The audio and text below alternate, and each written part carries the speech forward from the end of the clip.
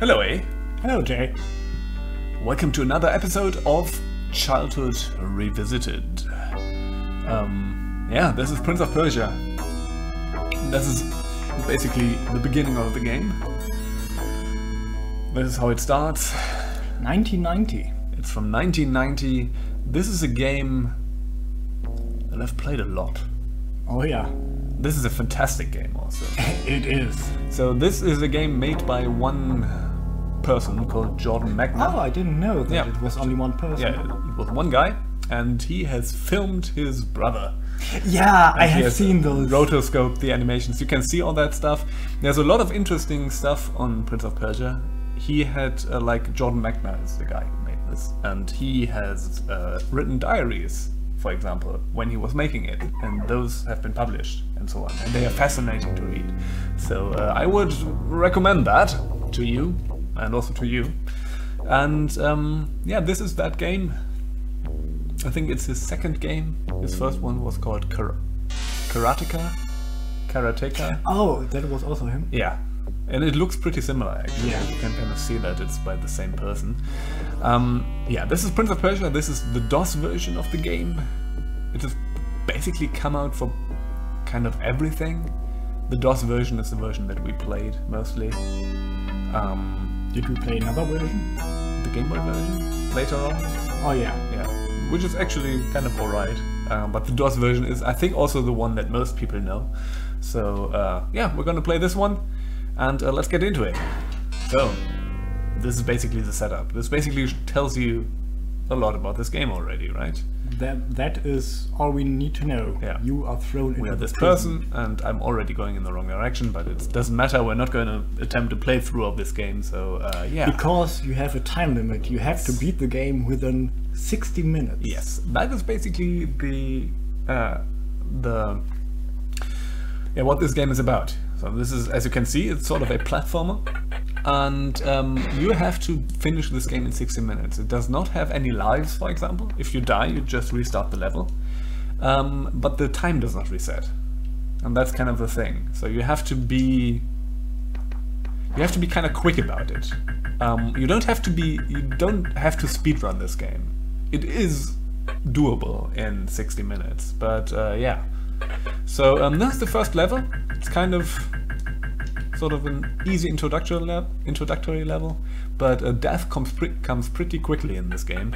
Yeah. And yeah, this is the basic setup. You can see everything is just made up out of these tiles, which is pretty important because yeah, you always have to judge distances, how far you can jump to do stuff like this, for example. And as you can see, the character obviously is rotoscoped, so it's really well animated. If Yeah. So you have to kind of keep in mind that this is something that you haven't seen before, like animations that are this fluid and so on. So what most people were used to is stuff like Mario Brothers, right? Where everything is very schematized and very abstract. Very few, very... Yeah. Oh fuck, and now I'm going to die. But we need to know that. Yes. And this is also something that I have that has stuck in my brain, that the deaths are actually pretty gruesome in this. There are more that are also very dark. So it's actually a kind of a hard game to play and talk at the same time. So I'm going to try to do my best here, but So we know the first level by heart. God. By now. Okay, sorry. But I always forget where the extra life is. Extra life potions. Oh yeah. So we get to that. Okay. Let's wait for it. So you want to collect extra, so health increase potions throughout the game. There are also, let's see, we can actually get to one of these potions. Not a health increase potion, but sort of one that heals you for a bit. And Yeah, by that you can see how the secrets or... Yes. So most levels actually have multiple... Oh god, I have to do this right. Have multiple paths through the level. In this one, actually, it doesn't really make much sense to deviate from the standard path, because it's actually the quickest and you don't really find anything cool, except for example this potion if you need it, so you can heal yourself.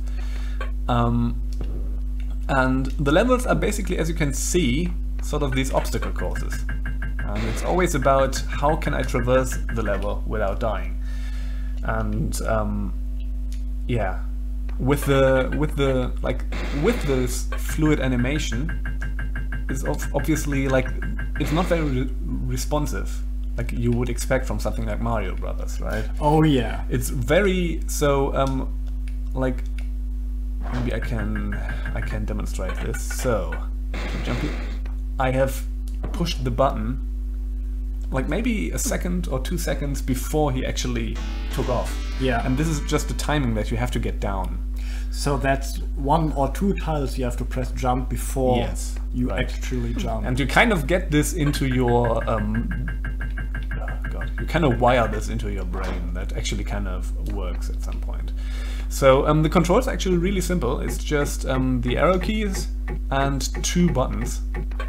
So I've actually mapped this to a controller right now, so I'm using a controller. 2 buttons? Yeah. So you have 1 button for... Oh no, 1 button actually. The arrow keys. You have with the up key you jump and you do all the jumps, right? Yeah. And you have 1 button that lets you do this little walk, and that is vital, because if you take a look at this, for example. So first of all, yeah, he stops at the... and then he does this, and if you do it then again, he will actually take the plunge. But this is really important to just test stuff out. So you will also, when you just do this, and there is something on the ground, like a the spikes. The spikes or something that is loose, he will also just recoil from that. So you saw we have 55 minutes left to beat the game. Yep. It's okay. We're not going to play. We're not going to try to finish the game, so we have enough time for what we want to do, to achieve. Sure. Yeah. So actually, when I'm usually, like the last time I played was actually when I'm not worrying about talking and all this stuff, you can kind of really get into a flow with this game and just especially this first level, you basically go and do the whole thing, parkour the whole thing, and you run back and you get the sword, you run back, and now you go this way, and there's a dude that you need to fight. So that's basically the basic flow of this.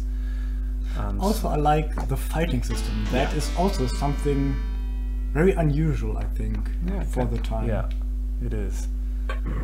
Let's do this, and you always have to look for this door, and this is basically always the end of the level. Yeah, and now we begin the second level.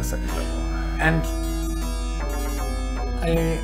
I like the level design, and it is a really good level design, and also there are puzzles. Yes, this is a puzzly game. Yeah, not only a platformer, but there are puzzles in the levels.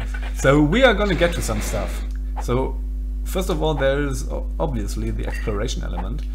We have already talked about the potions. Like there are, as you have seen, there are potions that heal you, but there are also potions that increase your health by 1 permanently. And those obviously you do want. The first one is actually pretty easy to find, but the later ones actually you have to look for them, and they are not on the main path. Yes, that is also.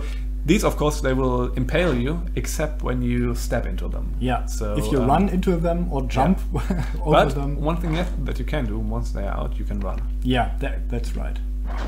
And you can jump over them, of course. That's kind of the thing. And this is basically, these are the basic elements of the game. There are also other interesting things. For example, when you do this, you can hang, because he's supported. But if you do this and he doesn't have any support, he will drop after a while. So he will swing and then he will drop. So there are lots of these little details in the game that you have to... I thought he would always drop. No, he won't. If you are supported by a wall, he won't drop, which is also interesting. And there are all these little...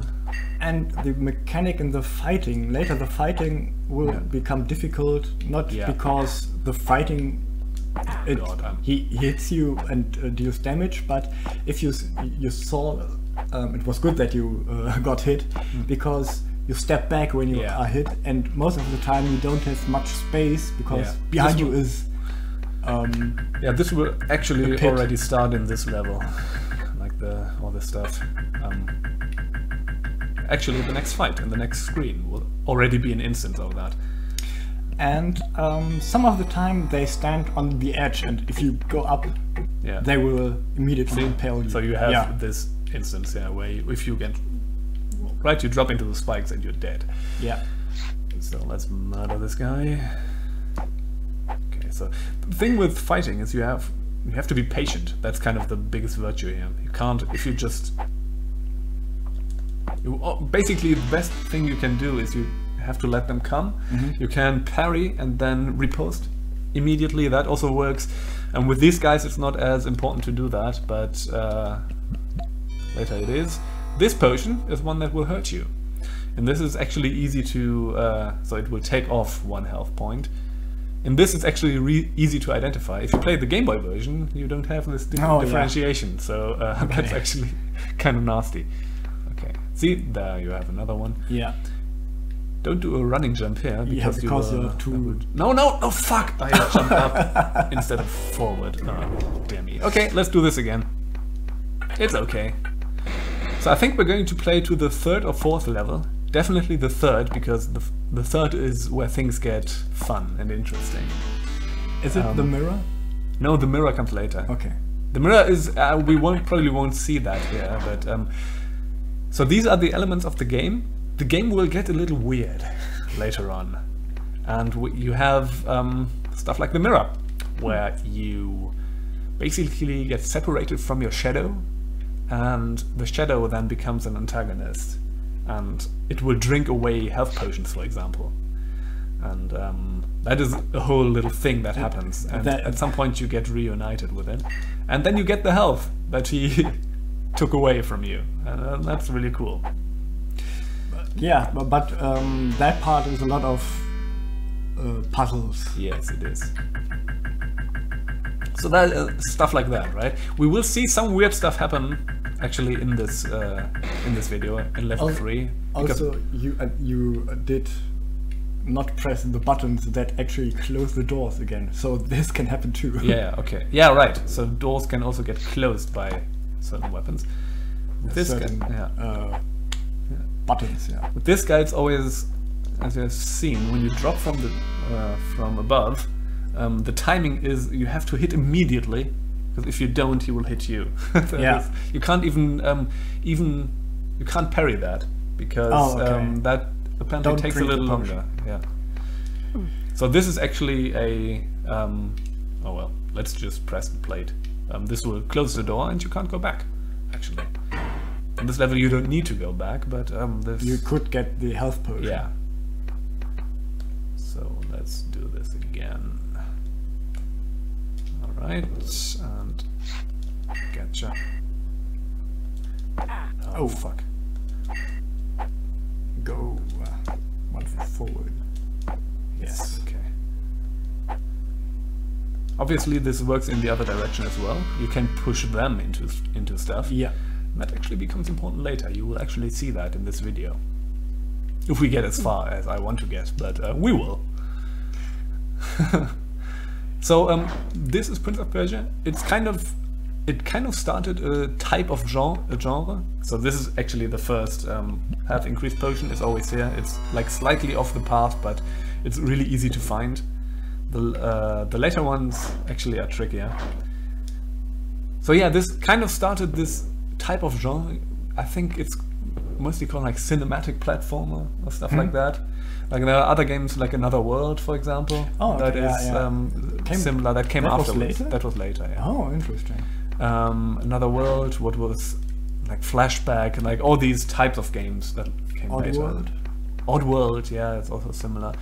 It's kind of, this is sort of the codifier of this, the first one, I guess.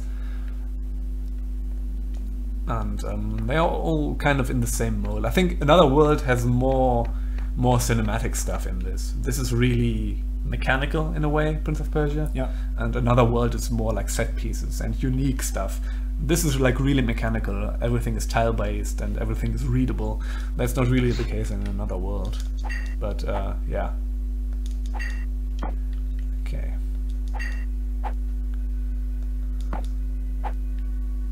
Let's get this guy.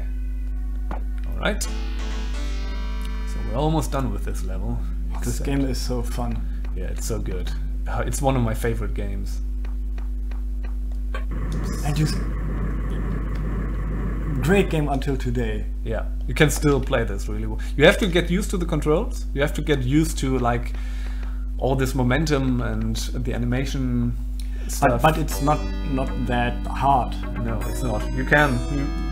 It takes like play this for I don't know 15 minutes and you're good. Yeah. You can just deal with it. And, yeah. So this is the third level, and this is where things become fun, because this level starts out with a really fun kind of set piece, and this is like one of my favorite spots in the game, or not one of my favorite spots in the game, but one of my favorite early spots in the game, because it's also it does a kind of a nasty thing for first-time players. You have to jump to the right here. Yeah, a leap of faith. Yeah, you have to do a leap of faith, and that is, yeah. So what you have to do here, so this will open a gate, yeah.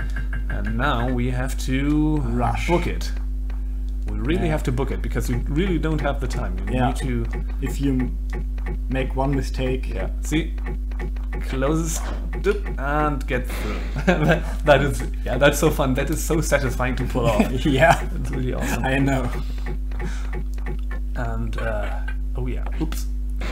So things will get more interesting, because this will be a place where something will happen. I don't know if you know what will happen here, but I think so. Yeah. But shall we die here? Yeah. Maybe. I think.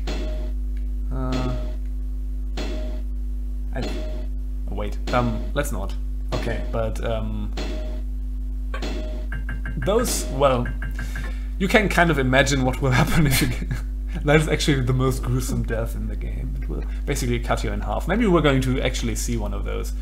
Does it cut you in half? Yes, it does. And you have a nice little blood thing on the. It's very bloody. Yes. And maybe we're going to see a death of this. Maybe the next one afterwards. Yeah. So. Well, oh yeah. Well, that's it. Yeah. It cuts you in half. Shit. Okay. Oh yeah. It actually. Yeah. It actually checkpoints. Yeah, checkpoints. Yeah, it does. I don't remember that. Yeah. I was kind of. Yeah. I was kind of. Whether I was like when I did that, I was trying to remember whether checkpoints or weren't there. So, and, well, that's all it. Oh no, Jesus, have to be.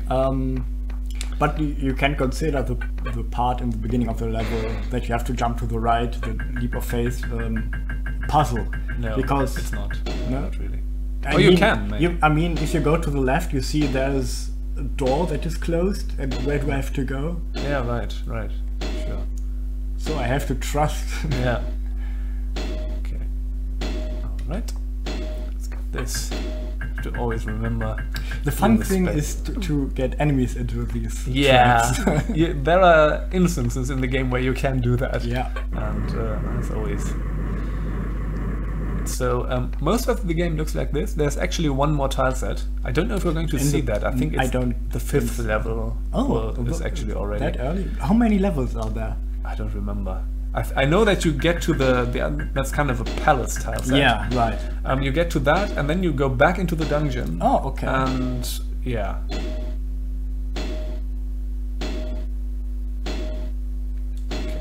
All right. It's interesting to see how different persons tackle different. I always jumped through. Yeah, you can also do that, right? I'm too scared right now. Yeah, because for me it is. He walks so slowly that I always. Yeah. So, see that? So with this guy, you can't hurt him. You can only push him back.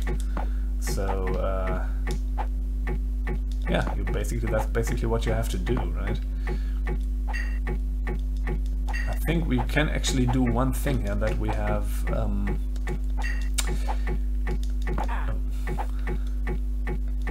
wait, let me just concentrate for a bit. Come on. Yes, okay. Oh, nice. So let's do this. I think you can actually, if you don't drop the, you can then drop the thing, but I don't know. No, he starts there. Okay, come on. A slow death. Yeah. A quiet death. Okay. Come on. Fuck you. I hate you.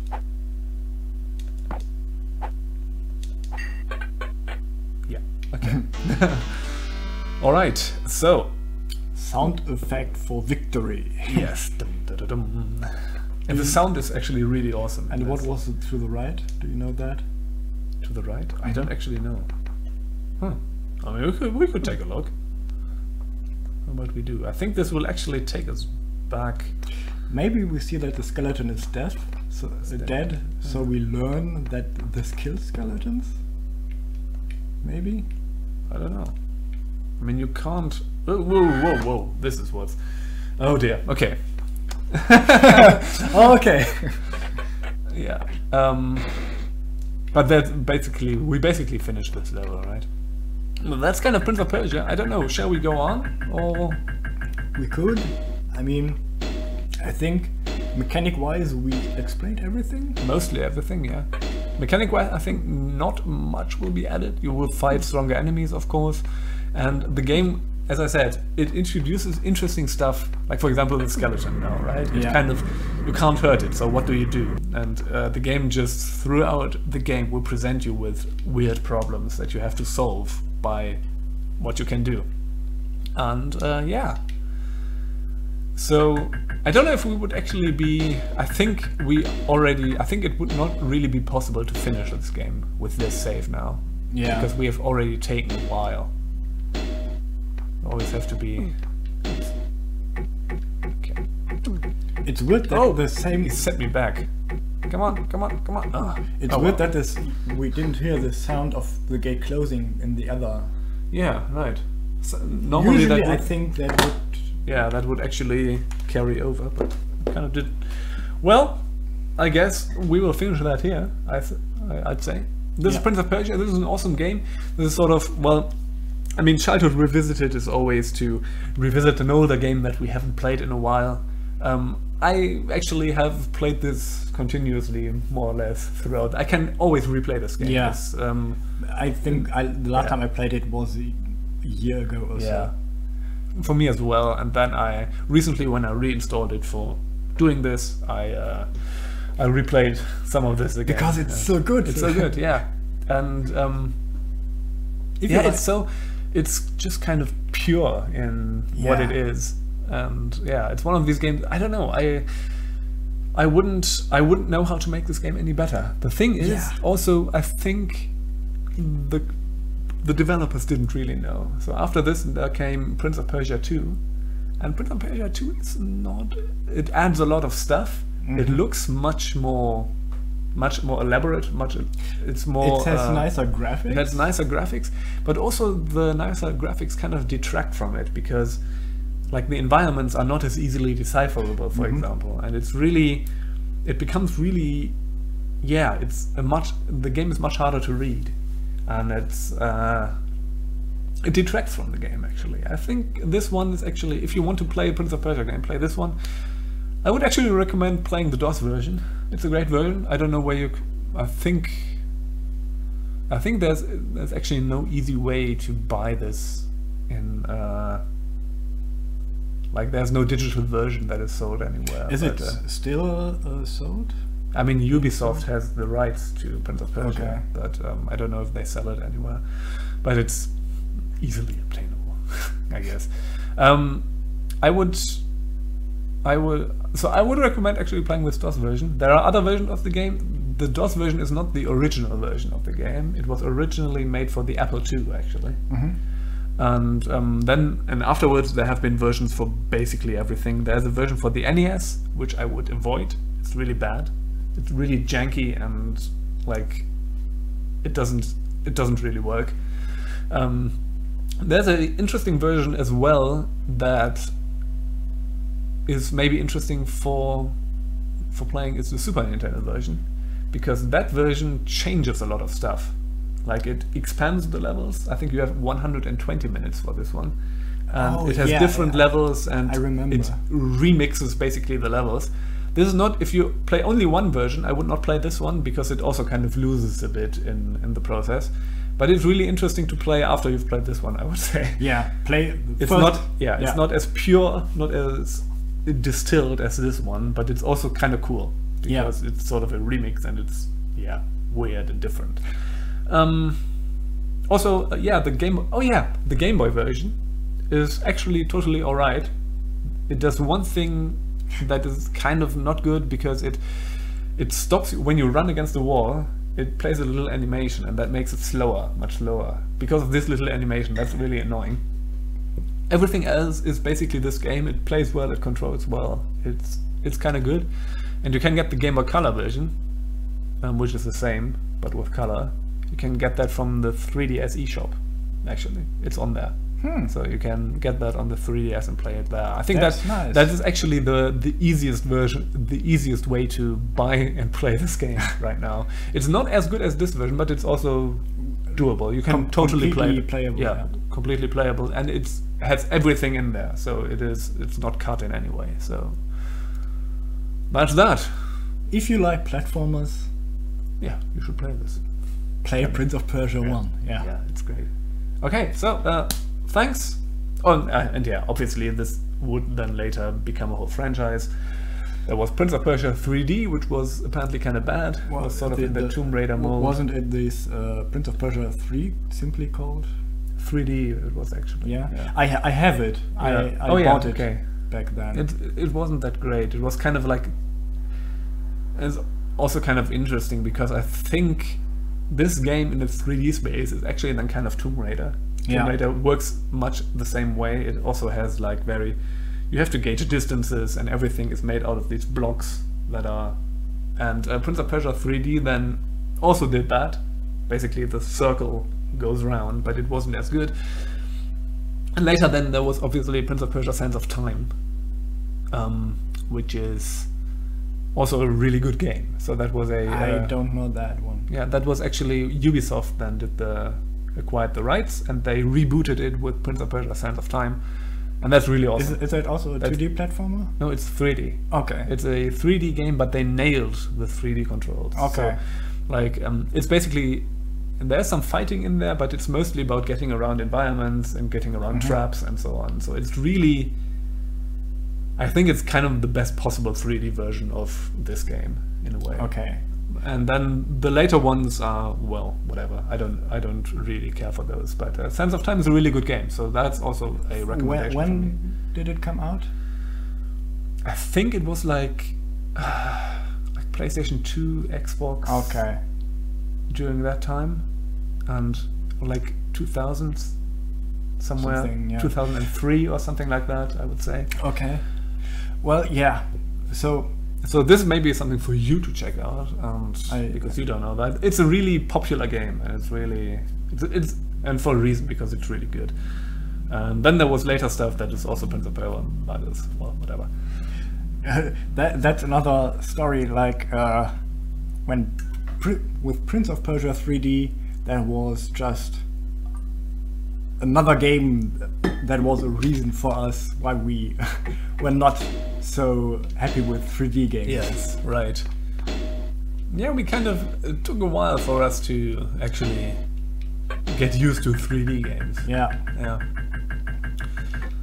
Okay, so far, shall we call it here?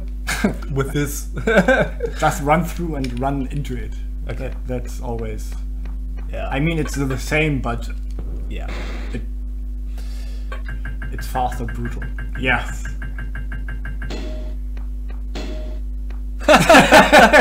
All right. On that note, let's call it here. Thank you for watching, and I hope to see you again. Goodbye. Bye bye.